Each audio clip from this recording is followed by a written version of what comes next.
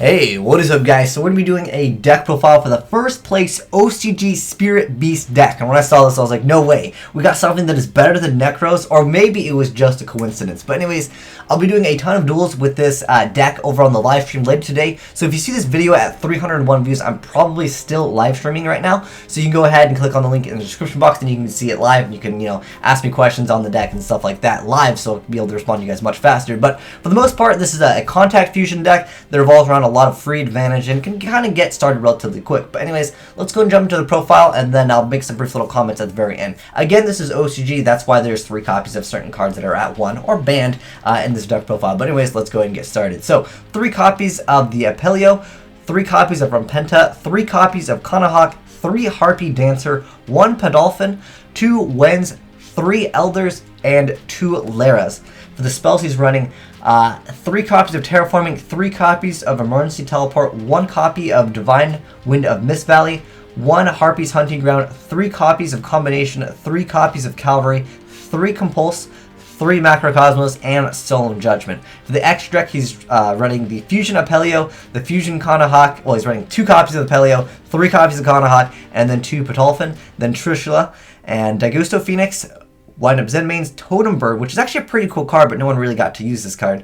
Gaga Gunman, or Cowboy, as they call it in the TCG. Dark Rebellion, XYZ Dragon, and 2 copies of Lightning Tridori, which is probably one of the best rank 4s if you can make it in the game, in my opinion. But anyways, let's go ahead and talk about the deck a little bit. So basically, the Tamers are what brings out the Spirit Beast. The Tamers open up the combos. Like when this card is normal summon, you get normal summon another one, or when this card is normal summon, you get 2 special summon. So that's the basic concept of the deck. Is the beasts, for the most part, they get a little bit of free advantage. This one basically just lets you get a card, same with the Kanahawk, and then after a while you'll be able to go for the Tamers, and that's what basically helps you go for the Contact Fusion. Now, some of their better cards in the deck are the Combination and the Cavalry. Without these cards, I don't think the deck would be that great. Now, it's interesting to see that he's just main decking Macrocosmos, because Macrocosmos, as you guys know, it completely dumps on most of the meta as far as the game. A lot of decks revolve around the graveyard, but Macrocosmos is just like no graveyard. And it's not going to really hurt this deck at all.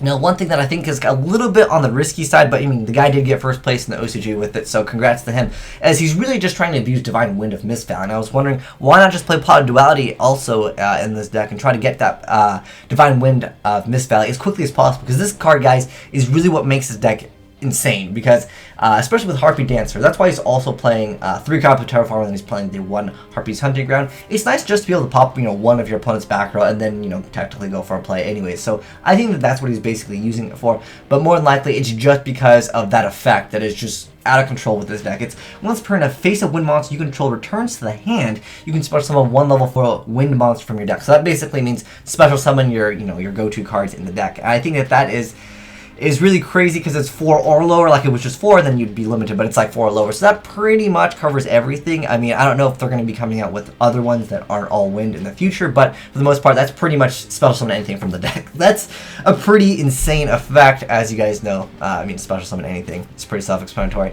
And then he's also got the random Harpy's Hunting Ground. Just like I said, pop back probably helps out. Plus, it makes it so Dancer, it has a little bit more utility. If it gets, Divine Wind of Mist Valley gets wrecked, you still have the option to go for some free back row pops before you're going for your plays anyway. So I think that was the utility with that card. But really, it comes down to Combination and Cavalry. Cavalry is basically like a God's E-Call. It just brings back 2 monsters. But the thing with Cavalry is you're not going to have to require to have like a face-up, X-Saber, or like face-up Spirit Beast. So I think that's really good. It's a little bit different, but for the most part, it's just like special summon, and then you can go for your Contact Fusion. And then you have the Combination with the Spirit Beast, which is a really insane card. If you control a Spirit Beast monster, destroy any number of monsters on the field up to the number of Spirit Beast monsters you control. And I like it so much better when it's a destroy number of monsters on the field. It doesn't have to be your opponent controls, because sometimes you really need to get rid of your own card for a certain play. And I like the cards that have the option to destroy, like, pop 1 card in the field rather than pop one of your opponent's cards, because sometimes it just happens to come to the circumstance where you have to pop your own card. But this card is really crazy, especially with the fusion. So again, guys, these are our Contact Fusion deck, which means you don't need polymerization. You just have to have 1 Spirit Beast Tamer and 1 Noble Spirit Beast monster, which is basically you need 1 Tamer and then 1 of the Spirit Beasts. That's really what it comes down to. The Tamers are basically the people, and the monsters are, of course, the the monsters. So pretty self-explanatory, but you just need one of each, and that's the same requirement for all of them. You don't have to require a specific one, but you know, in the right circumstance, depending on what you have, you know, one of them might be better than the other, because this card over here, I can gain 500 attack and defense, which is, you know, mediocre, but sometimes, of course, you know, things call for some things, like when something like maybe Vandy's Emptiness on board, like you gotta boost this card up, or you gotta boost a card up, and then you gotta attack over something, and then you can get rid of the Vandy's Emptiness, because Vandy's Emptiness can wreck a lot of different decks, but that's why I think that he's playing Harpy's Hunting Ground. Kind of helps out with that with the Harpy Dancers, but surprisingly, no Vandy's here. I was really surprised by that, but anyways, basically this card when it attacks, your opponent can't respond to it, and then this card over here lets you go for a free plus. I like that card a lot. I mean, you can,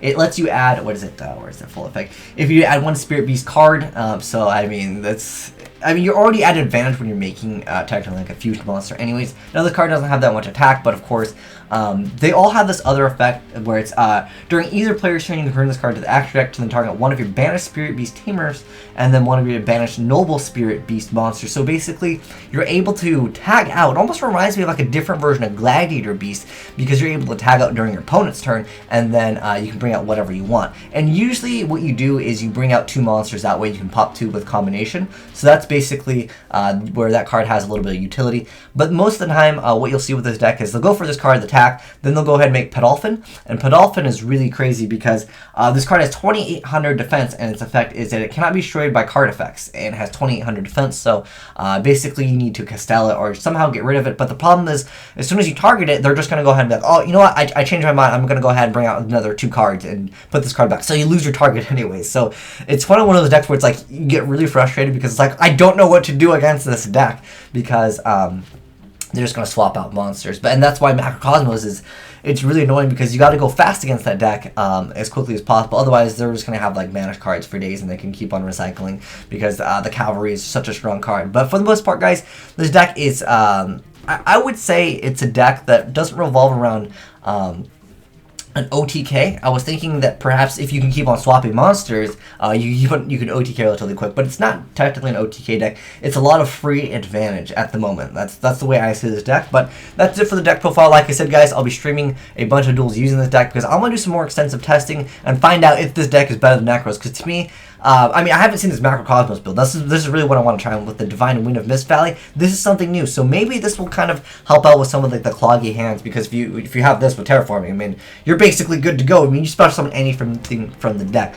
Now, some of these cards, they only get their effects from their normal summons, so, I mean, obviously, then you don't get this effect, but still, nonetheless, being able to just drop a bunch of monsters and have them banish for, you know, Cavalry is definitely very good. But anyways, like I said, I'll see you guys, some of you guys there on the live stream, and we'll have some fun with this deck, because I'm interested in knowing, is this better than Necros? And I would love to hear if you have played this deck, or if you played against it. Do you think this deck is better than Necros, or do you think Necros are way better? Because, I mean, I'm still on the side that I think Necros are one of the stronger decks in the game. But anyways, thanks for watching, guys. I'll see you guys there in the live stream. Link down below in the description box. Azneyes out.